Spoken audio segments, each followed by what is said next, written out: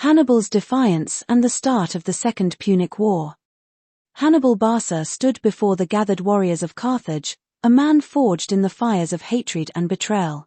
From his youth, he had been shaped by his father's tales of the First Punic War, the bitter conflict that had scarred their great city.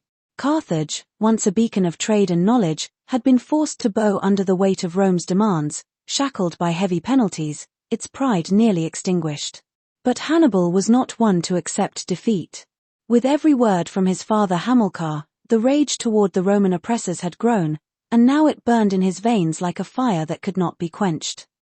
Carthage had long been a center of ancient knowledge, a city that had held on to the deep roots of the Phoenician legacy. This was more than just a fight over territory, it was a struggle to preserve what remained of the ancient world. Rome was not just a military force, it was a blight, a system of control that sought to crush everything in its path, to rewrite history in its image. Hannibal had sworn, long ago, that he would see Rome brought low, and this vow had taken him on a path of no return. Before him stood his army, not a band of mercenaries but a coalition of warriors bound by a shared purpose. These were men drawn from the heartlands of Iberia, the fierce Numidians, the skilled spearmen of Gaul, and even those from the shores of North Africa. They were not fighting for gold, but for survival, for the freedom of their people and their way of life. Carthage had been strangled by Roman control of the seas, its trade routes cut, its power slowly drained. The warriors Hannibal led knew the stakes. Rome's ambition was to choke the life from their homeland, to destroy the ancient hub of Carthaginian culture and subjugate it forever. But Hannibal had other plans. His gaze turned north, toward the Alps, the great and terrible range of mountains that separated his army from the soft underbelly of the Roman Republic.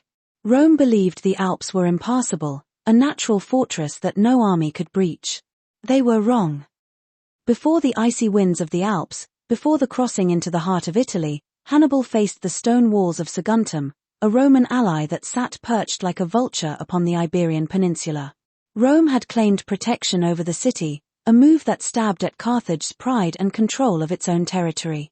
Saguntum was more than just a fortified town, it was a declaration from Rome that they could interfere in Carthage's affairs, no matter how far they were from the city itself. Hannibal wasted no time. His gaze swept over the walls of Saguntum as his forces closed in. The citizens within, emboldened by Roman promises of protection, had refused any offers of peace, throwing the gauntlet at Carthage's feet. Hannibal accepted the challenge with grim resolve. It was not just a battle for territory, it was a message to Rome and to the world. Carthage would not be cowed by Roman threats. Siege towers rose into the sky, monstrous wooden behemoths covered in the hides of beasts to protect them from the fire of the defenders. The great walls of Saguntum loomed, seemingly unbreakable, but Hannibal knew better. His engineers were masters of siegecraft, veterans of Iberian wars and masters of destruction. They set to work with terrifying efficiency, battering the walls with enormous catapults and rams. Day after day, the soldiers of Carthage hurled themselves against the walls, the air thick with the screams of the dying and the clash of steel. Hannibal watched as his men fought for Carthage's honor, for their homes, for their people. They climbed ladders as flaming arrows rained down upon them, the stone walls slick with blood as they grappled with Saguntum's defenders, hand-to-hand combat turning the battlements into a nightmare of gore. 4 months, the siege wore on, a brutal campaign of attrition. The defenders, though brave, were outmatched by the relentless onslaught of Hannibal's forces. The walls of Saguntum began to crack, its towers crumbling beneath the might of Carthaginian siege engines. And still, Rome did nothing. Hannibal's army broke through at last, swarming into the city like an unstoppable tide. The defenders were slaughtered where they stood, their cries for Roman aid unanswered. Saguntum burned, a funeral pyre visible for miles, the first warning shot in the storm that was to come. As the smoke curled into the sky, Hannibal sent his message: Carthage was no longer in chains, and Rome would pay the price for its arrogance.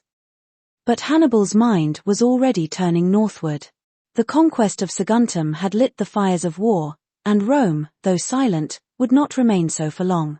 Yet Hannibal would not wait for Rome to come to him. He would take the fight to their very heart. His army began its march northward, to the Alps.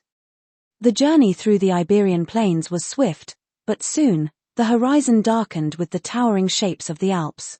The jagged peaks, snow-capped and shrouded in clouds, stretched like an impregnable barrier between Carthage and its true target. The Romans believed no army could cross such a natural fortress. But Hannibal, driven by fury and destiny, would prove them wrong. As the Carthaginian host neared the mountains, the air grew cold, the skies more foreboding. Hannibal stood at the base of the towering range, his breath a mist in the air. He had led them this far, and now they would face a test greater than any battle. The journey through the Alps was nothing short of legendary, an endeavor so daring that it would be spoken of in or for centuries. The Carthaginian army, 50,000 infantry, 9,000 cavalry, and the majestic war elephants, began the ascent into the jagged peaks under skies that grew darker and colder with every step. The mountain paths twisted like the coils of a great serpent, treacherous and narrow, barely wide enough for a single file of soldiers. Towering cliffs loomed on one side, while sheer drops into icy chasms yawned on the other. Hannibal led from the front, his mind sharp with strategy and resolve. Avalanches, rockslides, and fierce mountain winds battered his forces. Men stumbled in the snow, slipping to their deaths, swallowed by the icy void. Horses and elephants, beasts of the warm plains, struggled against the freezing cold.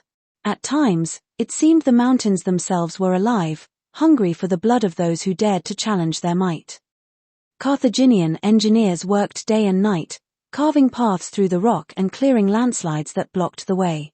Hannibal's soldiers fought not only the mountain but the bitter hostility of the tribes who called the Alps their home. Savage ambushes rained down from above boulders, spears, and arrows, but Hannibal met these threats with cunning and brutality. He forged alliances where he could, used deception where necessary, and crushed resistance with merciless force. Yet, through all the hardship, Hannibal's resolve never wavered. He rallied his men with fiery speeches, invoking the memory of their homeland, of their families left behind, and the future they fought to protect. Each step forward was one step closer to Rome's downfall. The war elephants, symbols of Carthaginian might, became legendary in their own right. These beasts, though cold and starved, lumbered through the snow, their massive forms intimidating all who saw them. They were living embodiments of Carthage's strength and resilience, creatures out of myth that had now become a terrifying reality for the Roman Republic. The crossing of the Alps took only a little over 2 weeks, but by the time Hannibal's army descended into the fertile plains of Italy, it was greatly diminished in number. Those who survived had been hardened by the mountains. They had become an unstoppable force, forged in the fires of endurance and sacrifice. Rome had heard of Hannibal's audacious crossing, but few believed the stories. They thought it impossible that an army, after such a harrowing journey, could still pose a threat. The Roman consul, Tiberius Sempronius Longus, marched his forces to the banks of the Trebia River with the confidence of a man who believed in Roman invincibility.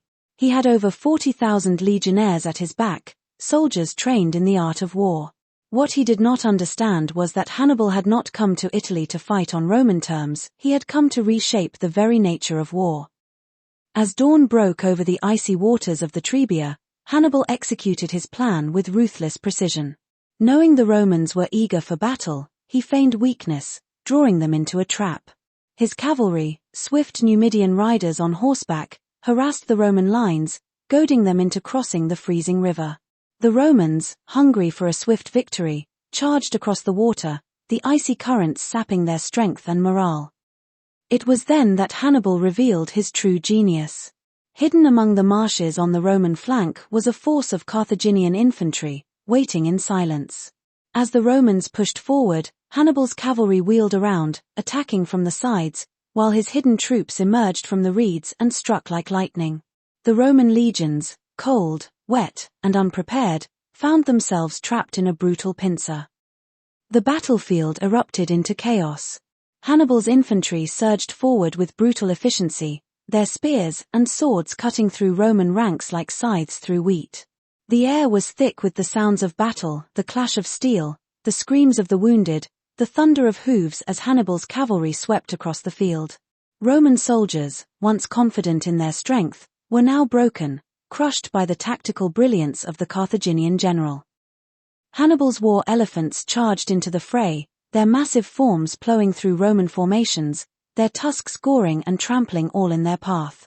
It was a scene of utter devastation, Roman blood staining the ground as the forces of Carthage enacted their vengeance. Sempronius Longus watched in horror as his army crumbled before him, the once mighty Roman legions reduced to scattered, desperate bands of survivors. The river Trebia ran red with blood, and the cries of the dying filled the air as Hannibal's forces closed in from all sides. What had begun as a battle was now a massacre. With Trebia behind him, Hannibal had delivered a crushing blow to the Romans, but his war was far from over. His army, though blooded and battle-hardened, was now a force to be reckoned with. Rome had underestimated the fury of Carthage, the determination of a people who would not bow to oppression. Hannibal had proven that he could strike at the heart of the Republic, and with the Battle of Trebia won, his gaze turned toward the next great challenge, the Lake of Trasimene, where he would once again defy the might of Rome.